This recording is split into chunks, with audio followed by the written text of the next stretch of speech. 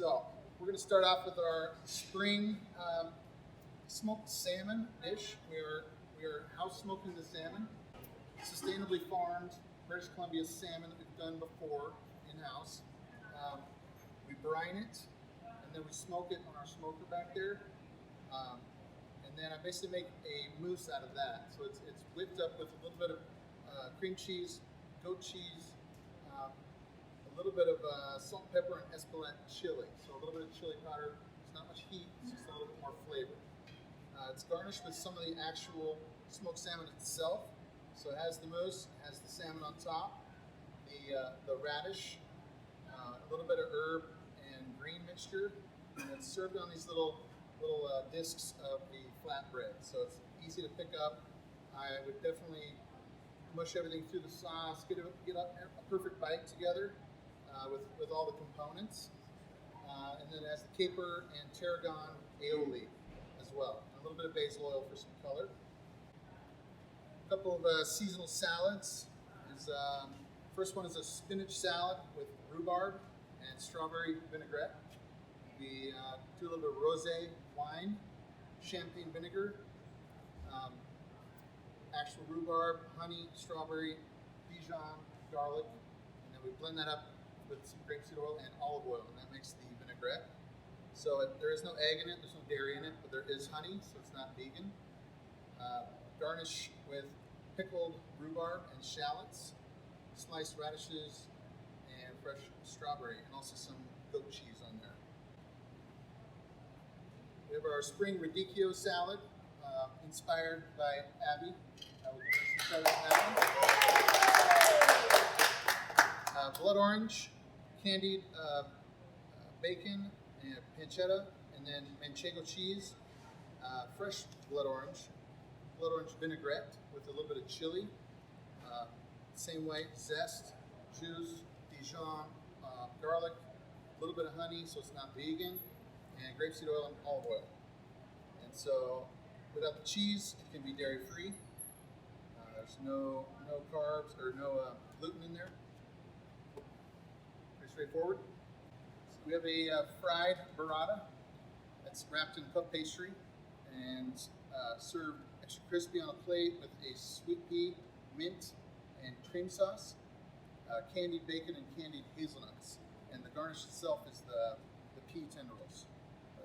So we have little pea greens on there as well.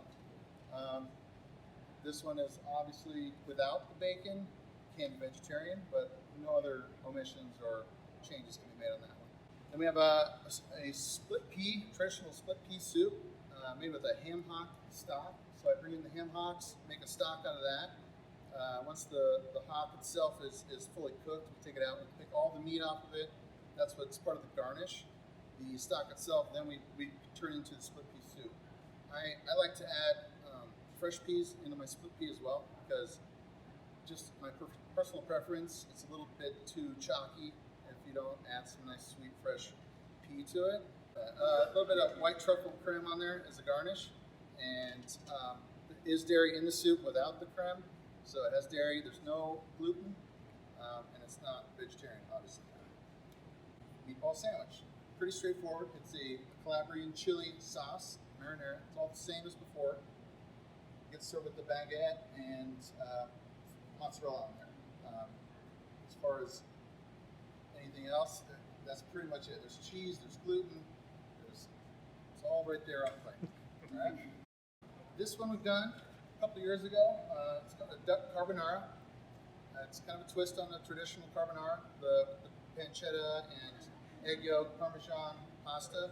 This we do with duck confit, duck egg, a little bit of creme fraiche, and a little bit of chicken stock, and then the peas and the ramps, and a little bit of crispy pork belly in there as well. We're going to serve this as a vegetarian option as well.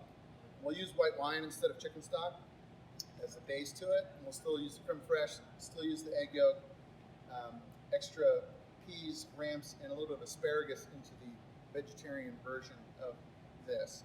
Since anyone noticed we don't have a ravioli this time. For the first time since opening. People are going to go nuts.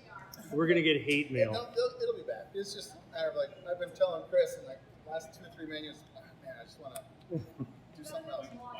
So it'll be back, but this time this will be a good vegetarian option. Obviously, it's not vegan or dairy free or gluten free. So that's that. All right, the return of the clam chowder. This is a dish I've been on and off the menu for the whole time we've been here. Comes in and out seasonally. Fresh clams is the biggest difference as opposed to a traditional chowder. We still do the Trinity, so the pepper, celery, onion, bacon. It has a roux, chicken stock, and cream. So the roux is the flour and the butter. We do a little bit of fresh cherry tomatoes at the end and some grilled bread to go with it. Halibut's back in season. Fresh halibut. This is going to be a big seller. Obviously, it's one of our higher end price point dishes. But fresh halibut, crispy seared pan seared, finished in the oven. It's kind of like a pesto or a salsa verde, kind of a morph between that with sweet pea. There is egg product in it, egg yolk, makes a little bit of a richness to the top of it there. So the potatoes are roasted with a harissa marinade, harissa, chili, lemon, other spices, black pepper, cumin. Those get tossed and roasted. They get sauteed with the morels, a little bit of rhubarb, fresh rhubarb, and some fish fumet, which is a stock that we make out of the skin from the halibut itself. So it's a product that we make to add to the saute so it doesn't dry out. All right, cassoulet. Cassoulet is a classic French stew with beans and meat, essentially. This one we do with scarlet runner beans, so they're a little darker and bigger, and it takes about 6 hours to cook slowly to get a nice shape, and they're not falling apart and breaking apart or chalky. We add some chicken confit to that. We're doing a house sausage.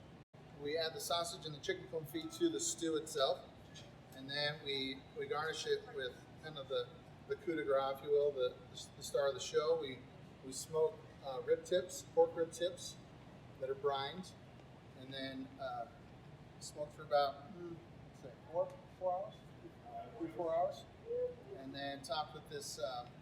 About midway through, we top it with this green, kind of an herbs de Provence inspired paste on top. So there's no chili, there's no spiciness to it. It's pure green aromatic herbaceousness. So rosemary, tarragon, garlic, and thyme. Parsley and thyme. Okay. And that's served with a little bit of a grilled ciabatta with the saffron butter.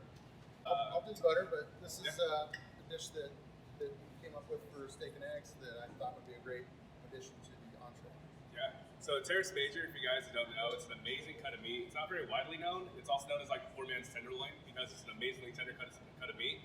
I would recommend it around a mid-rare, but it's one of those strange cuts, even at a mid-well or well. It's still tender and has a good mouthfeel. So basically, this is the Terrace Major for dinner menu. It's on a bed of a demi-glace. Do you have anything to do that? Rosemary demi. It's a rosemary demi, topped with chimichurri and strawberry potatoes. So they're fingerling potatoes that are deep fried, making them a little crispy. And the fresh chimichurri has parsley, oregano, cilantro, lime juice, a little bit of chili flakes. Just really herbaceous, really forward hitting. And the fresh strawberry accents it really well with the aromatic kind of aspect to it. Underneath that, some grilled asparagus. And the terrace itself is rubbed in a coffee rub I made up. It has fresh coffee, ground ginger, oregano, some New Mexican chili powder, but it's not too chili heavy. The ginger kind of offsets that and gives you a little bit of a bite that's not a spice. And a little bit of salt, brown sugar, and the butter. We topped it with the rhubarb butter infused with some duck liver. The rhubarb adds a little bit of I'd say a little bit of tangy nature to the butter itself and the richness of the liver. It balances really nicely with the strawberries and the aromatics in the dish and with the coffee itself. And I think that it's going to be a home run for sure. Oh, yeah.